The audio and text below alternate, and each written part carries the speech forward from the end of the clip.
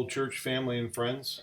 Today I'd like to just talk a little bit to you about the Garden of Gethsemane. It seems entirely appropriate that we would talk about that this week. Um, it was about 4 days before the Garden of Gethsemane that the agony in Jesus would begin to rise. We would read in John 12:27, where Jesus would say, "Now is my soul troubled, and what shall I say? Father, save me from this hour? But for this purpose I have come to this hour." So Jesus would go on to celebrate the Passover meal then with his disciples in the upper room. He would conclude that by singing a hymn with his now 11 disciples, and then they would proceed at night to the Mount of Olives, and they would enter the Garden of Gethsemane. Jesus gives some instructions to his disciples. He invites them to sit and to pray, and he takes Peter and James and John, and he goes further into the garden. And according to Mark 14:33, it says this, it says, "He began to be greatly distressed and troubled." And he goes on to say to them in verses 34 through 36 of Mark 14, he says, "My soul is very sorrowful, even to death. Remain here and watch." And going a little farther, he fell on the ground and prayed that if it were possible, the hour might pass from him.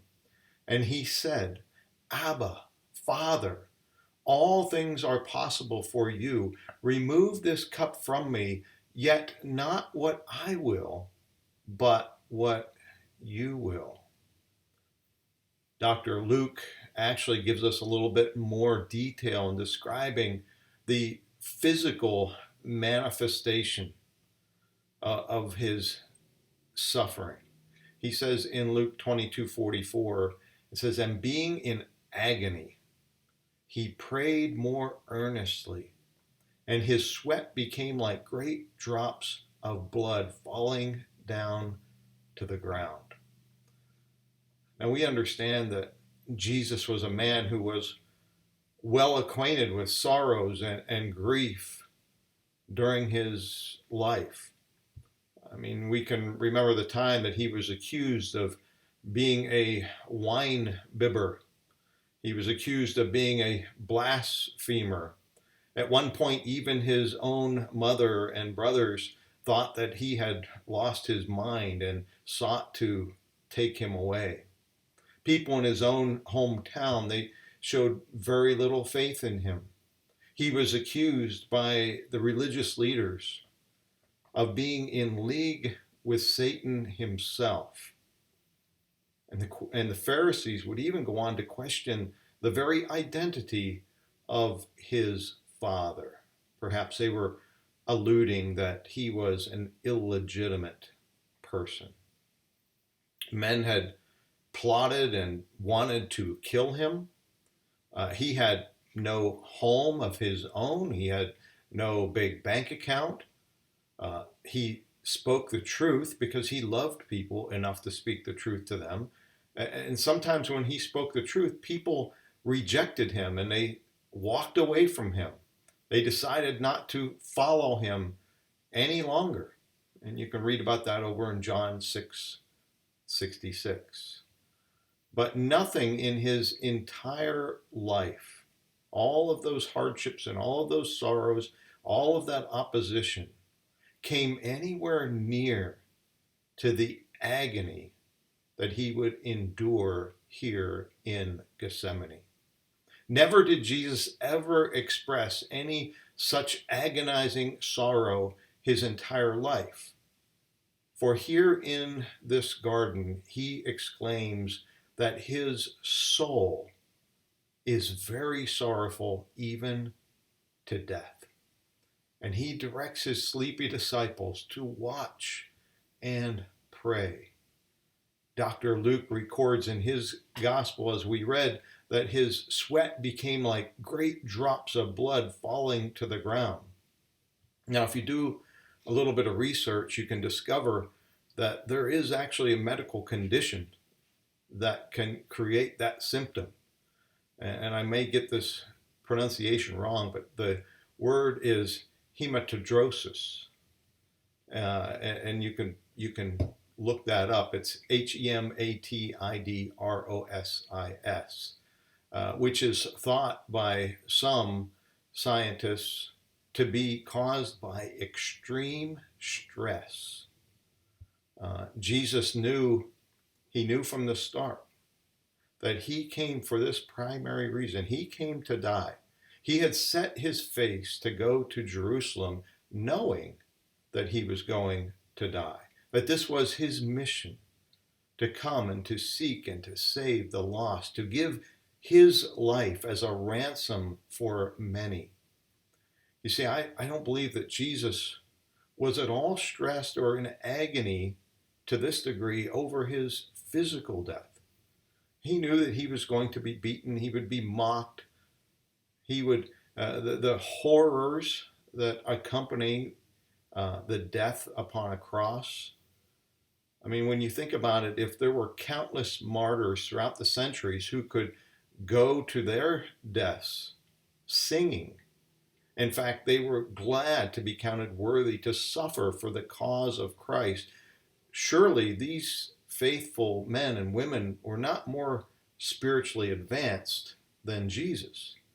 His agony was not directly related to the Jews' persecution, nor to the traitor Judas, nor was he in agony because his disciples were letting him down by seemingly sleeping in the hour in which he needed the prayer support, nor was this agony coming directly from Satan himself. So I ask you, what do you think it was? What was creating this agony, making him so sorrowful even unto death? Well, my friends, I humbly submit that his agony was found in the cup of wrath for sin, which was given to him by his own Father, that he had to take it upon himself, the sin of all who would come to him. For those sins, it was his Father's will to crush him, to put him to grief. We can read it in Isaiah 53 in verses 10 and 11, where we read these words, "Yet it was the will of the Lord to crush him." The will of the Lord to crush him. Who's the him? That's Jesus. He has put him to grief. When his soul makes an offering for guilt, he shall see his offspring. He shall prolong his days. The will of the Lord shall prosper in his hand. Out of the anguish of his soul, he shall see and be satisfied. By his knowledge shall the righteous one, my servant, make many to be accounted righteous, and he shall bear their iniquities. Paul would later go on to write these words in his second letter to the church at Corinth in chapter 5, verse 21.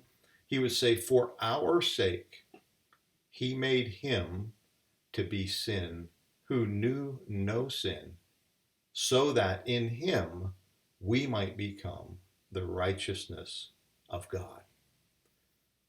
I don't think that we can begin to probe the depths of the agony that Jesus took upon himself. Think about it for a minute. Every sin of your entire life. Imagine for a minute every careless thought, every careless deed done just by you alone. Now take that and compound it with all the sin of hundreds of generations of men and women, all laid upon him. And think about this also, that up until this point in the life of Jesus, he had never known sin. And now here in the garden, in this very moment, he will feel the full weight of it. You know, we sometimes get callous towards sin. Some sin we get so used to that we don't even think that it's a big deal, which is a topic for another day. But Jesus had never felt the weight and the darkness of sin. He had never felt the weight of the slightest sin. He was pure as white snow. And now he would experience the wide range of all sin being poured upon him all at one time, being crushed by it. We certainly can never overstate how overwhelming that must have been to his soul. Even in our calloused state, we know what it is to feel guilty when we mess up. And I don't want to diminish the physical penalty that was paid by Christ. Certainly, that's just barbaric in any sense and physically painful beyond all measure. But could that even be compared to the horror and blackness of all of this sin being laid upon him?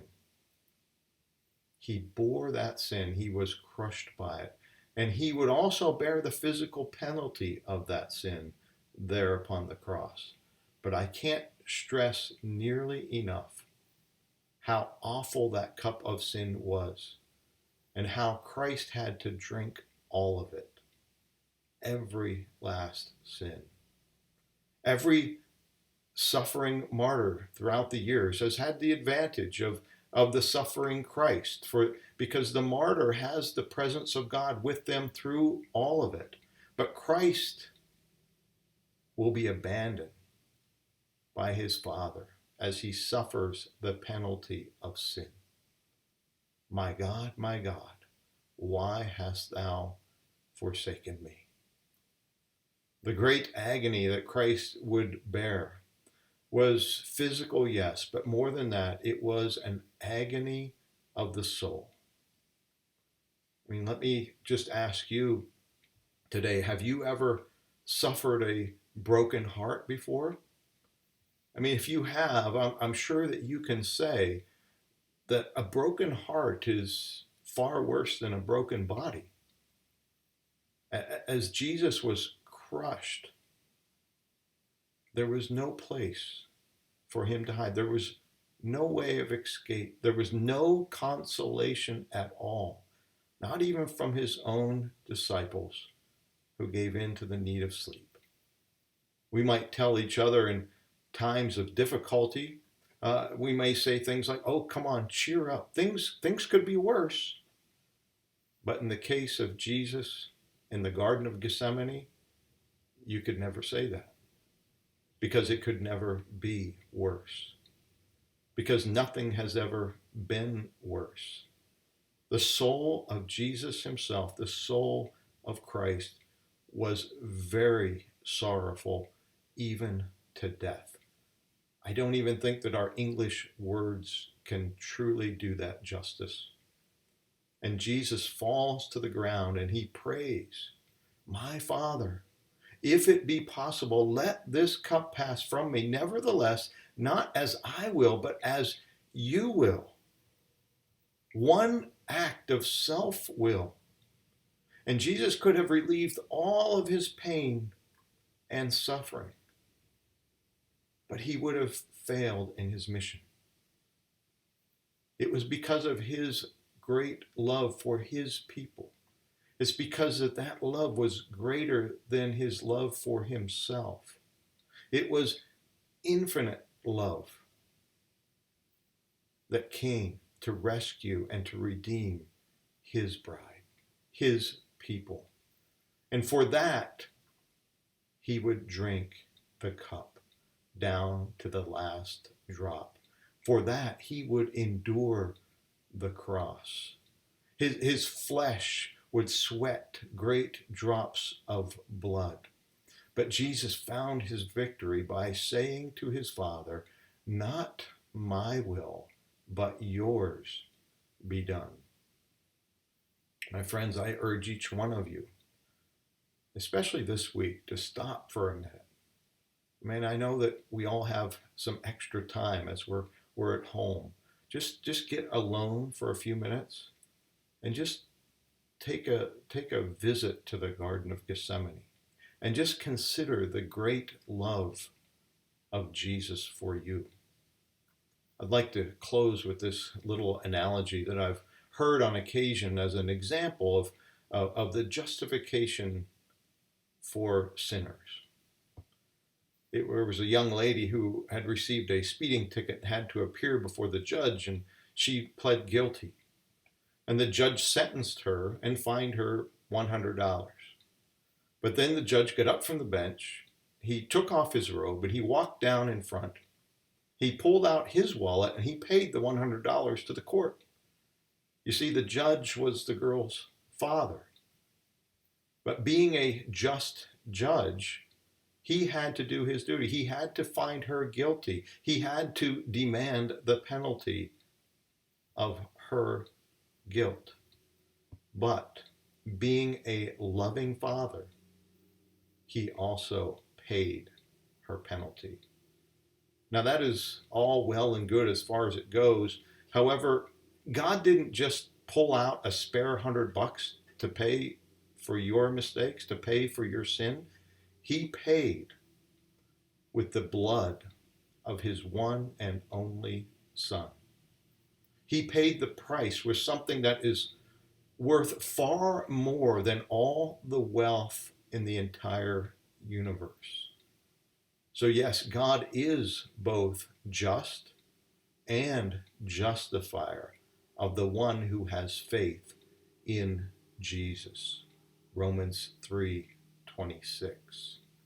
The question then remains this: do you have faith in Jesus? By faith, was your sin in that cup? Was your sin poured out upon him? Did he bear your penalty? If not, how shall you escape if you neglect such a great salvation? So I encourage each one of you, come to Christ. Come to Christ and you will be forgiven. And you will never be cast out. My friends, you don't have to wait until you clean yourself up to come to him. You come to him today. John 6:37 says, all that the Father gives me will come to me, and whoever comes to me, I will never cast out. Those are the words of Jesus. And he goes on to say in verse 40, for this is the will of my Father, that everyone who looks on the Son and believes in him should have eternal life, and I will raise him up on the last day. Jesus can say that because he did overcome the cross. The tomb is empty. You can believe him. You can trust him. Thank you for listening. Until we get together again, I believe that Pastor Cameron will have a message on Good Friday. And on Sunday, we're going to try to stream a live service beginning at 10:30 for each one of you. May God bless you and keep you. In Jesus' name, amen.